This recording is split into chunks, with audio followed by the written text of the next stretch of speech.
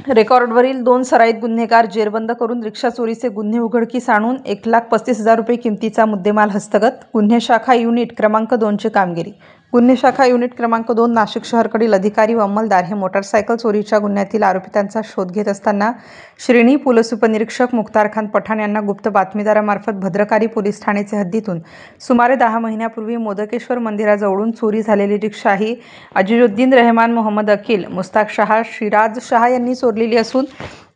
ते रमजानपुरा मालेगाव येथे राहत असून त्याच परिसरात आहेत अशी माहिती मिळाल्याने सदरची बातमी सहाय्यक पोलीस निरीक्षक हेमंत तोडकर प्रभारी यांना कळवली असता त्यांनी नमूद पोलीस पथकास मार्गदर्शन करून बातमीची खात्री करून कायदेशीर कारवाई करण्याचे आदेशित केल्याने गुन्हे शाखा युनिट 2 कडील श्रेणी पोलीस उपनिरीक्षक मुख्तार खान पठाण, सहाय्यक पोलीस उपनिरीक्षक गुलाब सोनार, पोलीस हवालदार वाल्मिक चव्हाण, मनोज परदेशी, अतुल पाटील अशांचे पथक लागलीच रवाना करून त्यांनी सना गॅरेजच्या बाजूला मालेगाव जिल्हा नाशिक येथे सापळा लावून रिक्षासह रिक्षामधील अजिजुद्दीन रहमान मोहम्मद अकील वय 24 वर्ष, मुस्ताक शहा, शिराज शहा वय 20 वर्ष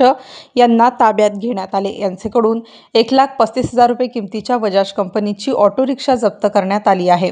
स्टार न्यूजसाठी मोहसिन पठाण, नाशिक.